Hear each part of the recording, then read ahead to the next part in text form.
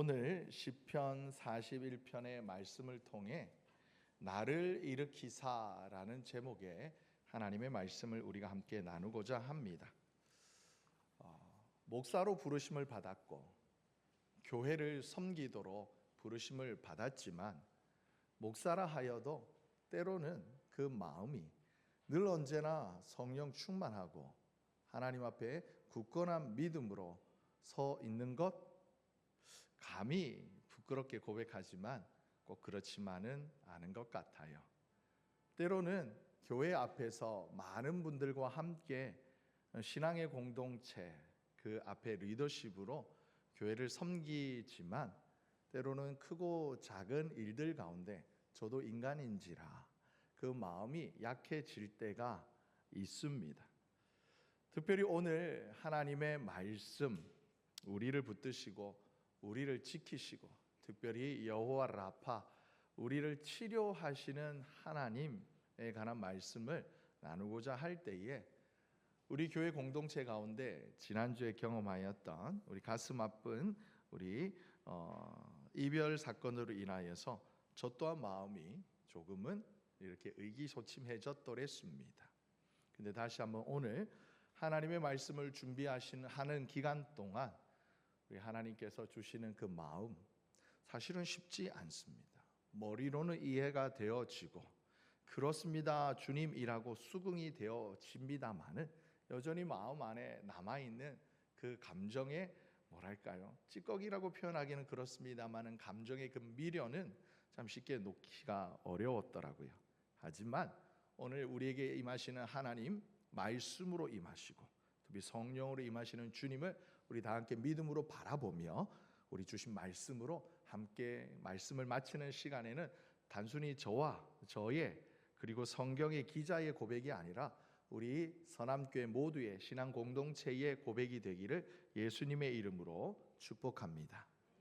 사랑하는 우리 성도 여러분, 우리가 하나님의 그 이름을 부를 때에 여호와 하나님이라는 말의 뜻은 히브리적으로는 시간과 공간을 여시는 분, 그러니까 우리는 시간과 공간의 제약 속에서 우리 인생들은 살아갑니다마는 이 땅에 모든 존재하는 것들이 시간으로부터 벗어날 수 없고 공간으로 제약으로부터 벗어날 수 없어요. 하지만 우리 하나님은 초월적인 분으로 이 땅의 그 어떤 틀로도 시간적인 제한, 물리적인 공간의 제한, 그리고 인간의 생각의 관념의 제한을 다 초월하시는 분이라는 의미가 여호와 그 이름에 담겨져 있습니다.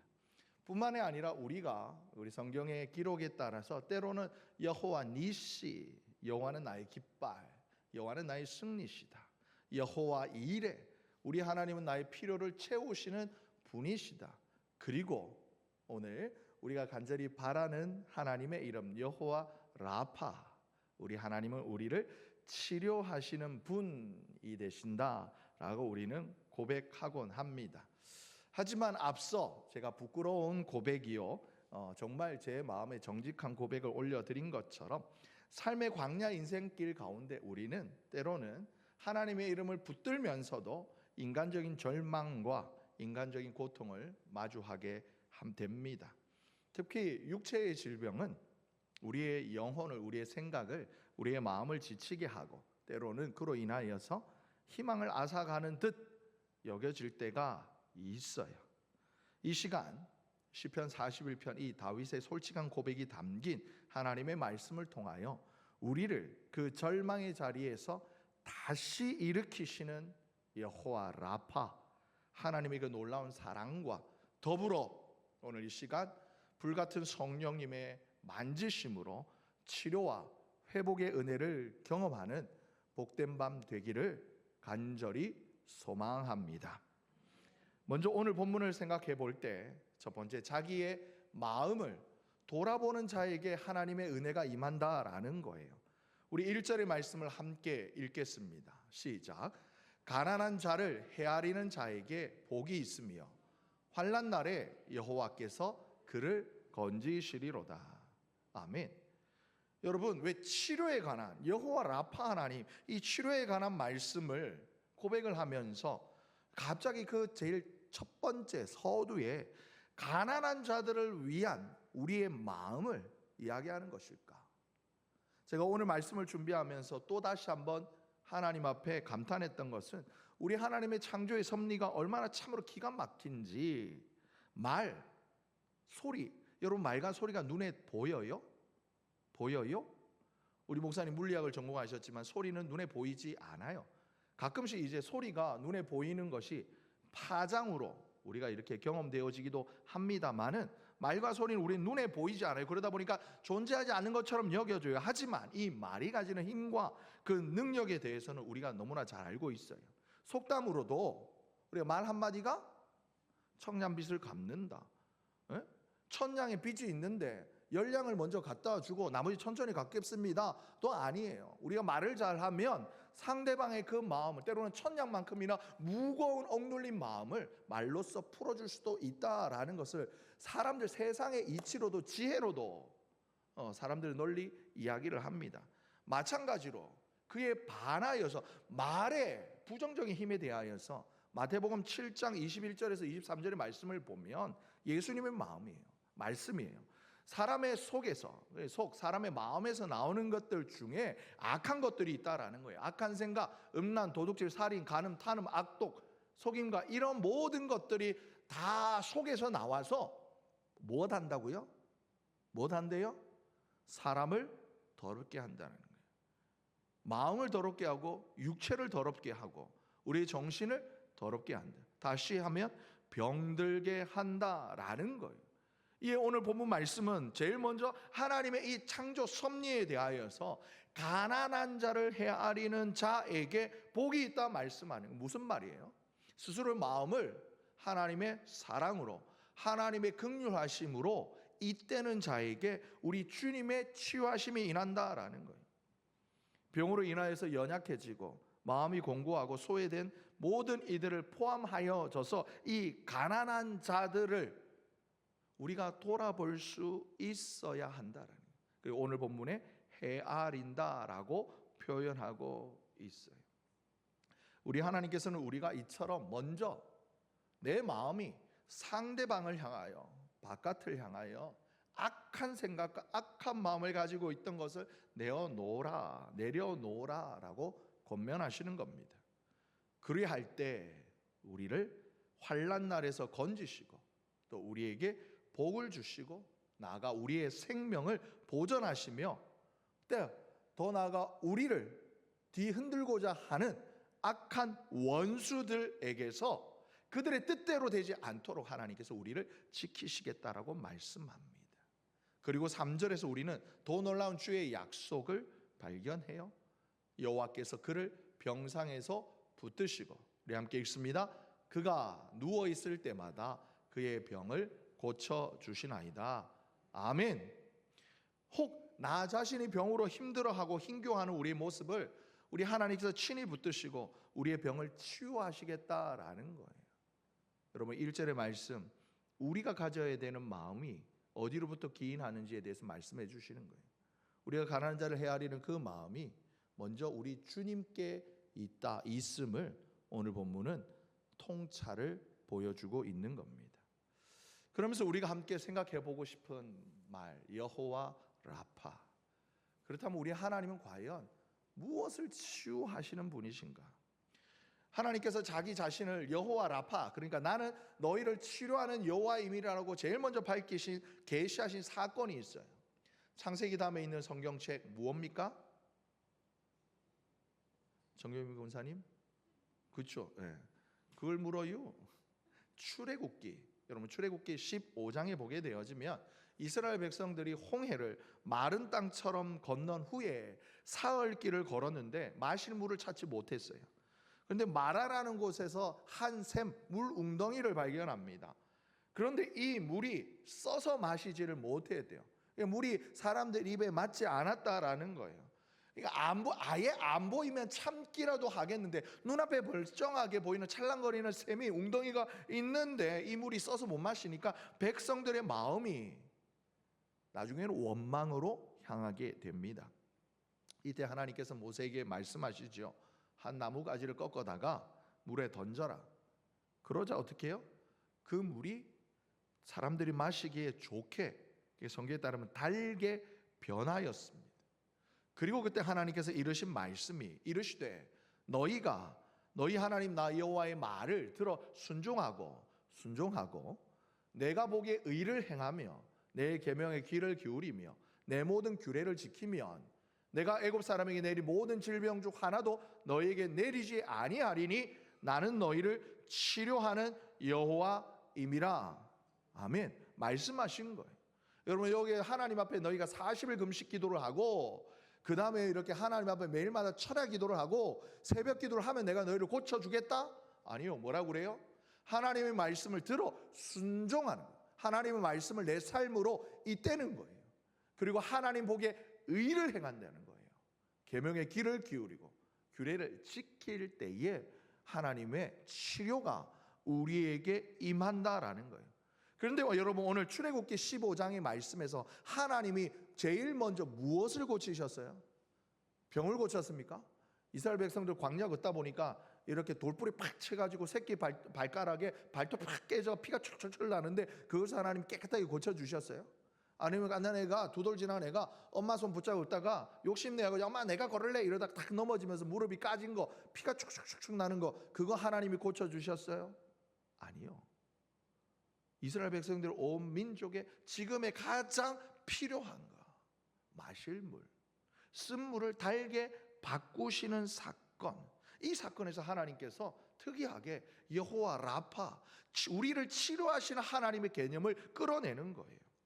여러분, 히브리어 원어에서 이 라파라는 의미가 가지고 있는 그 기본적인 뜻이 물론 고치다, 치유하다, 회복시키다 라는 의미도 있어요. 거기에 fix, 수리하다라는 의미 또한 가지고 있다라는 거예요. 그러니까 물리적인 질병이나 우리의 상처를 치료하십니다. 하실 뿐만이 아니라 우리 안에 망가진 것들을 원상복귀시키는 하나님의 놀라운 능력을 말씀하시는 거예요. 단순히 사람이나 짐승의 질병을 고치는 것, 부러진 것 고치는 것, 황폐한 땅을 회복시키는 것, 나아가 우리의 마음이나 우리의 영혼을 만지시고 회복하시고 온전하게 하시는 의미로서 여호와 라파, 하나님이 그 이름이 거룩하신 성호가 사용되어지는 거예요.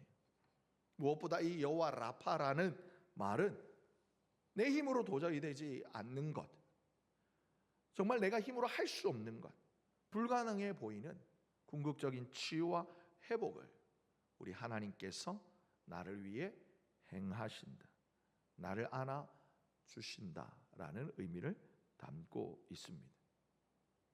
하나님께서는 이 땅의 그 어떤 의사도 만질 수 없는 우리 사람의 마음을 우리 하나님이 친히 만지실 뿐만이 아니라 겉으로 드러나는 우리의 육체의 질병까지도 다 치유하시는 분이시다라는 거예요.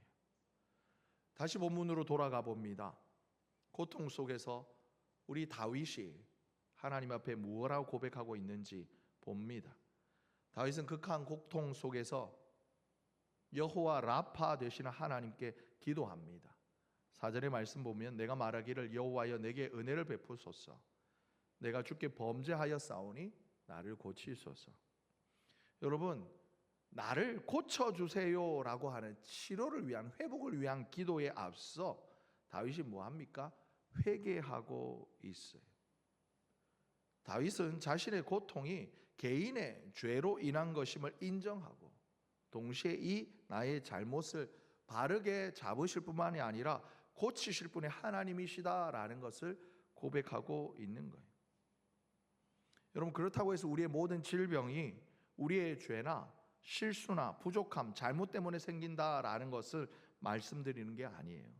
5절 이하의 말씀을 보면 다윗이 병중에 있을 때 겪었던 외로움과 그의 배신감 그리고 오해의 아픔들을 잘 보여주고 있어요.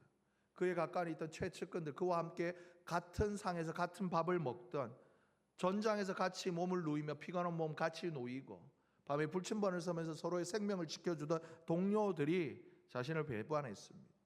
그리고 나아가서 자기를 비난하고, 그리고 원래부터 대적자 있는 악한 자들의 조롱은 육체의 질병만큼이나 육체의 병만큼이나 다윗의 마음을 짓누르는 고통이었을 겁니다.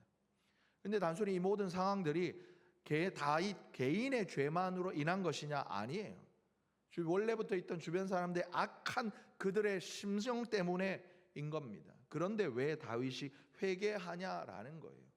여기서 우리가 중요한 하나님의 뜻을 깨달을 수 있어야 합니다. 하나님은 할 수만 있으면 모든 상황을 통하여 우리의 무엇에 관심이 있느냐? 우리 한번 이렇게 자기의 가슴을 톡톡 치시면서 내 영혼, 우리 하나님의 최고의 관심은 어디에 있다고요?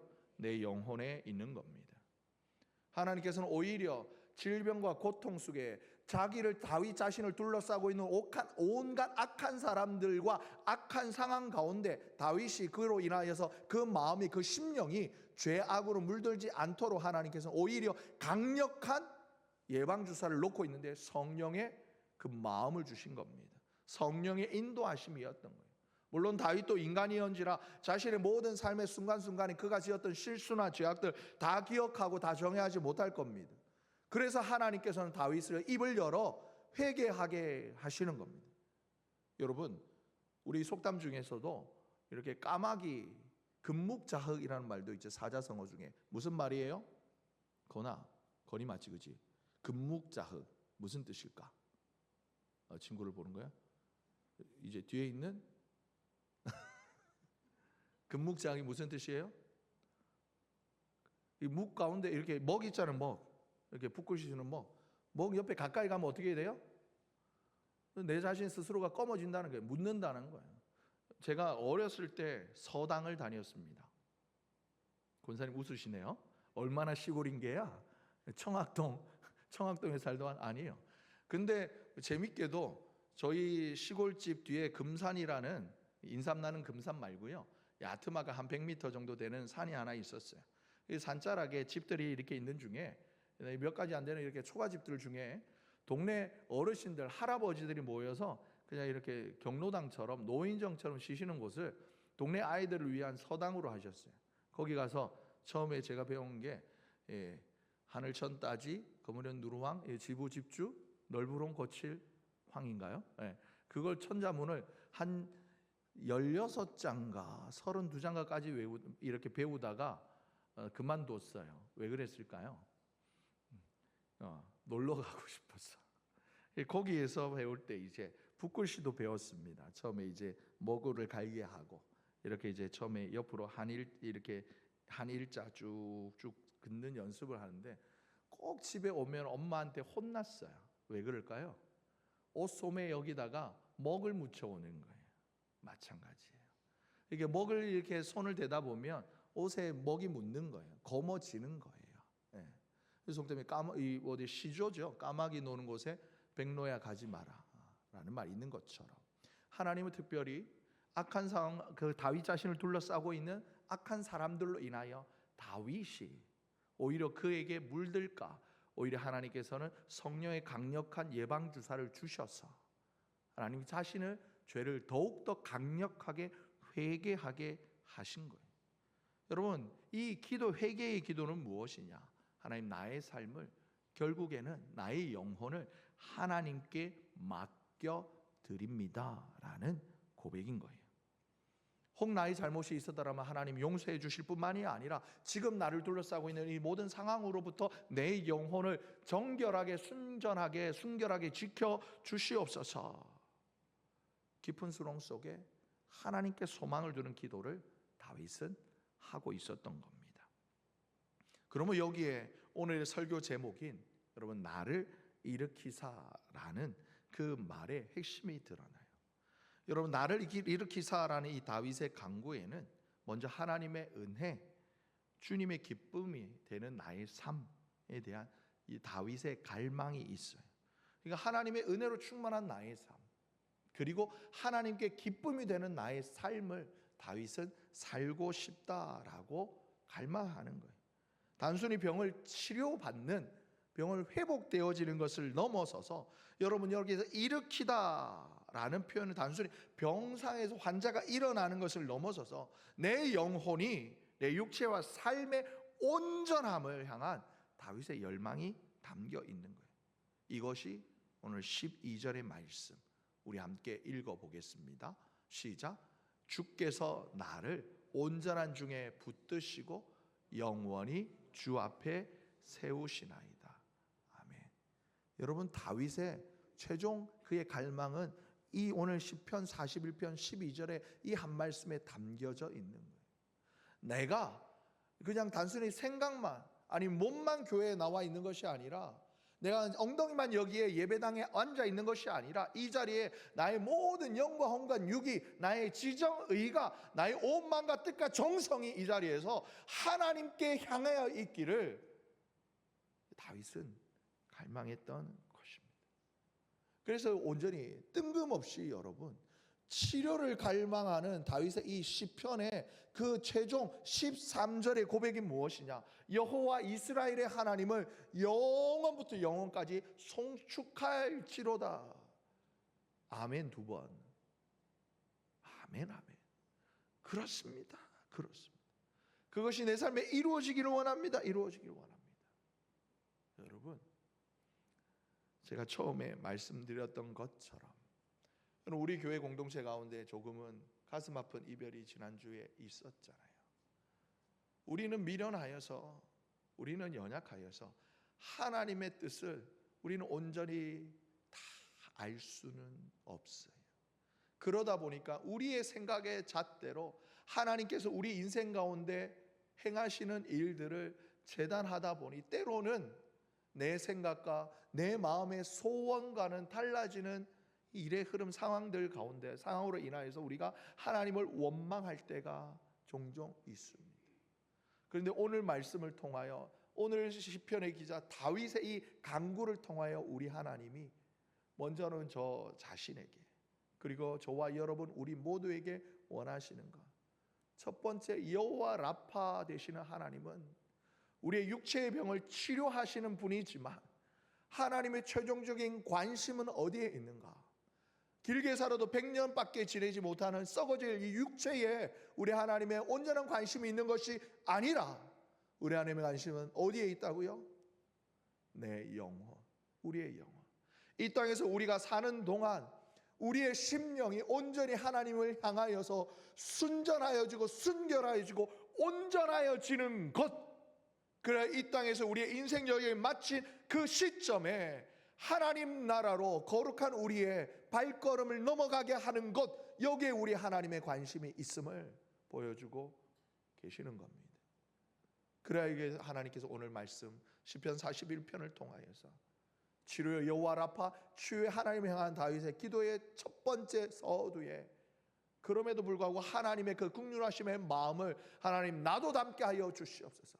나도 병들었지만 먼저 나보다 더 가난한 자를 헤아리는 마음을 하나님 나에게 주시옵소서. 마태복음 5장의 산상수훈에 예수님의 말씀처럼 긍휼히 여기는 자가 긍휼히 여김을 받을 것이니라. 우리 주님의 말씀처럼 말이죠.